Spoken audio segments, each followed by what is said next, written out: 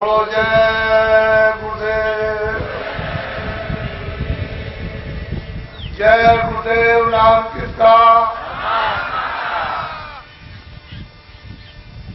जय गुरुदेव नाम किसका?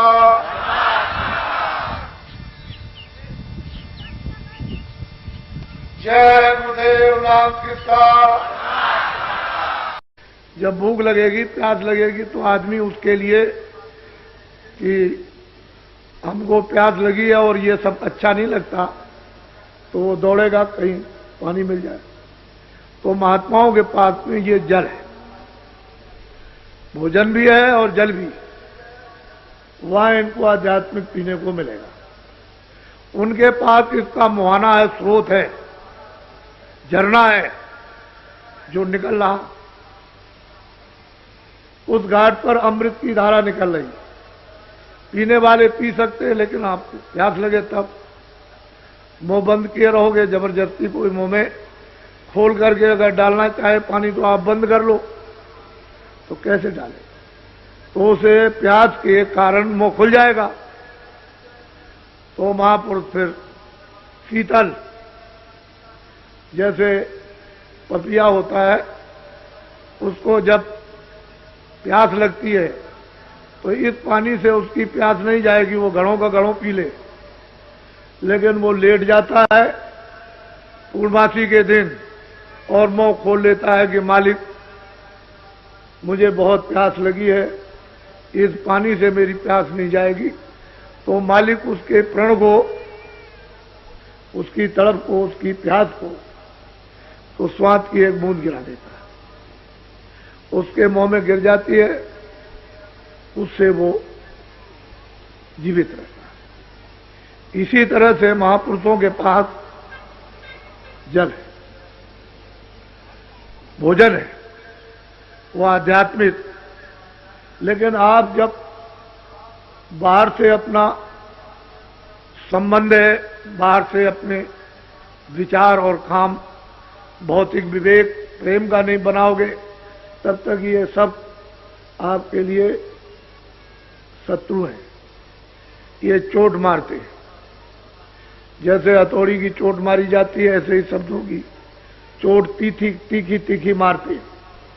तो उससे मतलब यह है कि शरीर जो है व्याकुल हो जाता है, बेध जाता है और किसी के शब्द बर्दाश्त नहीं होते। लेकिन जब प्रेम हो जाएगा तो सब वही कड़ुए शब्द जो मारेंगे, जैसे फूल लग रहे हैं, आपके दिल दिमाग पर उसका कोई असर नहीं किसी तरह का। तो असल में चीज यह है कि ये जो प्रस्ताव पास हुए ये काम के लिए, दया आपके साथ शामिल है। वो जब आप चलोगे तो निमित्त मान बन जाओगे, दया काम करें। काम आपका कम और मेहनत कम और काम ज्यादा दिखाई देगा। ऐसा मालूम होगा कि पहले ही से कोई काम कर गया। लेकिन तुम निमित्त मात्र तो बनो, तुम निमित्त मात्र बन के जब तो प्राप्त करो। और तुम निमित्त मात्र नहीं बनोगे तो ये बोध और अनुभव कैसे होगा कि आगे कोई काम कर गया? आपने काफले में देखा और लोगों ने, सबने कानों से सुना, बुद्धि से सोचा कि लोग बैठे हुए हैं, कहते हैं अरे भाई आपका काफला अब आ जा रहा कि कल निकल गया? कह लगे भाई वो तो अभी पीछे आ रहा, अभी तो नहीं निकला। कह लगे जो लाखों आदमी कल से निकल रहे झंडी लेकर के और जय गुरुदेव बोलते हुए, वो कौन लोग थे? हमने भाई वो तो काफला पीछे आ रहा। सब लोगों ने सुना काफला पीछे आ रहा। जब आपको यह अनुभव हो गया कि देश के भूत भी, प्रेत भी आपकी मदद कर सकते हैं, तो आप ये बात क्यों नहीं समझते हो कि दया हमारे साथ शामिल हो जाए, हम निमित्त मात्र बन जाए, काम करने वाले आगे काम कर देंगे। तुम समझोगे कि ये काम तो पहले ही से तैयार है।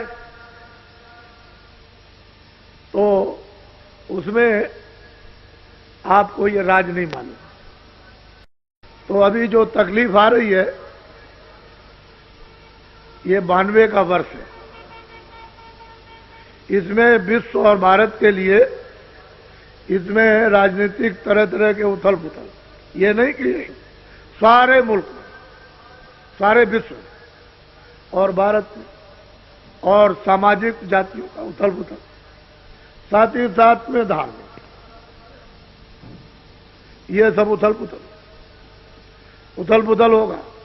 और सारे विश्व में आर्थिक, ये मत समझो कि ये आर्थिक रुपए पैसे का उथल पुथल भारत में नहीं, सारे विश्व में, चाहे अमेरिका हो चाहे रसा हो। आपको तो जरा ज्ञान प्राप्त करना चाहिए। जो इतना कट्टर कम्युनिस्टवाद, जिसके लिए मैं कहता रहा कि भाई चीन भी खत्म हो जाएगा, पहले से चिल्ला रहा, तो ये मजाक समझते थे। ये समझते थे बाबा जी ऐसे ही अंधेरे में कह रहे हैं, ये रसा खत्म हो जाएगा, ये चीन खत्म हो जाएगा, चीन बात खत्म हो जाएगा, ये बात खत्म हो जाएगा, और वो लोग मस्जिद में और मंदिर में जाने लगेंगे, और वो लोग अपनी देवी देवता की पूजा करेंगे। तो ये लोग उस समय पर मैं बोलता था तो मजाक समझते। आप इसकी प्रेरणा लो, जो अभी 6 महीने के अंदर में रसा में कितना बड़ा परिवर्तन हुआ कि कल कुछ आज कुछ, और फिर उसके बाद कुछ, और उसके बाद कुछ, और बिल्कुल खत्म हो गया। तो क्या आप अपने यहां नहीं समझ सकते? उसको समझना चाहिए। दूसरे देश की मिसाल अपने यहां भी लेनी चाहिए। ऐसा नहीं कि गुमसुम बैठे रहे आंख बंद करके और बुद्धि को कुम्मक बना ले कुएं जैसा, और बस उसी में बस उतना ही, उससे आगे कुछ नहीं। तो बहुत बड़ा आर्थिक परिवर्तन, और इसमें बनेगा कारण। ये मेरी बात को अभी याद नोट कर लो कि 4 प्रकार के तो मुद्दे हैं, राजनीतिक उथल पुथल के, सामाजिक जातियों के उथल पुथल के, धार्मिक उथल पुथल, और रुपए पैसे का अर्थ का उथल पुथल। लेकिन इसमें शाखाएं अलग हैं, तो इसमें बनेगा कारण। ये 92 का साल चैत तक लगा रहेगा। अंग्रेजी महीने से तो खत्म हो जाएगा आपका दिसंबर में, जनवरी में खत्म हो जाएगा 1 जनवरी को। लेकिन ये 92 का वर्ष जो है वो चैत तक रहेगा। इसमें बनेंगे कारण। जब कारण बन जाएगा तो बच्चों कार्य, मैं इनको कोई कष्ट नहीं समझ, मेरी निगाह में तो ये कुछ तकलीफ तो आगे आने वाली। आप सब लोगों को तो ये प्रक्रिया पता नहीं कि कुदरत की, भगवान की क्या लीला। हम तो ईश्वरवादी हैं, विश्वास मनुष्य हो मनुष्य बनो, और अपने को दीनता स्थान पर बैठो, दीन होकर के। तो जब दीन बनोगे तो सब लोग आपको उठा लेंगे, गोद में उठा लेंगे, सब प्यार करेंगे, सेवा करेंगे। बच्चा नन्ना मुन्ना होता है तो उसको किसी भी जात का हो, उससे क्या किसी जानवर का हो, छोटा बच्चा के सब उससे प्यार करते, क्योंकि उसमें कोई राग द्वेष तो है नहीं है, तो सब लोग उसको प्यार करते हैं, उसको खिलाते भी है। तो जब तुम छोटे बन जाओगे बच्चे की तरह से, तो सब तुमको प्यार करेंगे, तुमको खिलाएंगे। तो तुमको छोटा बनना चाहिए था। छोटे बन जाए तो फिर मतलब यह है कि बड़े, छोटे और बड़े बने तो बड़े से क्या होता?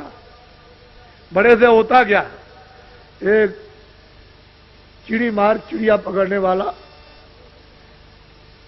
वो चिड़िया पकड़ के बाजार में ले जा करके बेचता था। छोटी छोटी चिड़ियाएं पकड़ता था, बड़ी कोई नहीं पकड़ता था।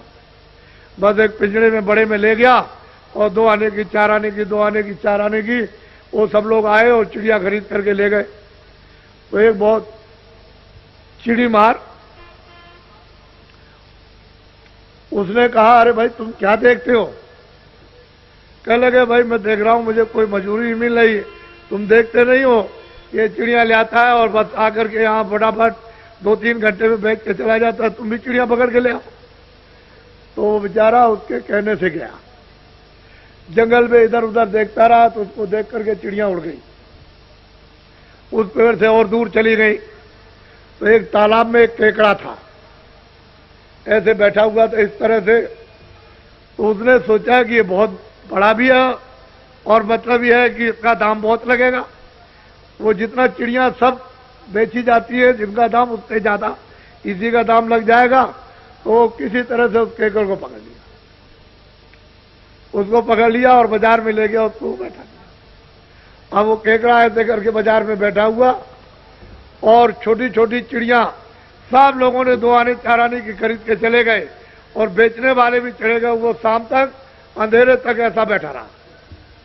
तो कह लगे भाई तुम कौन हो? कह लगे अरे भाई मैं तो आया था कि ये बड़ा है, एक ही पैसा दे देगा तुम्हें, तो ले आया पकड़ के। इसका तो एक भी नया पैसा नहीं लगा। इसके बड़े बनने से क्या हुआ? छोटी छोटी चिड़िया यानी बिक गई और ये इतना बड़ा है और ऐसा मूर्ख और बेवकूफ, इसका कोई भी दाम नहीं लगा। तो जब बड़े बन जाओगे तो आपका कोई मूल्य नहीं है छोटे पर। परमार्थ में, मानवता में, मनुष्यता में तो छोटा बनना ही चाहिए। और छोटे बनते हैं तो क्षमा करना, अंग्रेजों के राज में जब लोग सेठ साहूकार मंडियों से जब अनाज खरीदते थे, जैसे चना है, तो मुझे एक मुनि मिले, कि आप कहाँ रहते हैं? कह लगे मैं तो बनारस रहता हूं, मैं यहाँ अनाज खरीद रहा हूं। क्या खरीद रहे? कह लगे मैं चना खरीदता हूं, मद्रास में भेज रहा हूं। तो मैंने उनको 2-3 दिन ये मेहनत करते देखा, कभी 1000 बोरा, कभी 2000 बोरा, कभी 4000 बोरा रोज, मतलब है खरीदने, और रोज मतलब ये कि वो ट्रेन से भेजे। तो मैंने एकदम उनसे पूछा, मैंने कि मुनीम जी ये बताओ कि इसमें मुनाफा कितना होता होगा?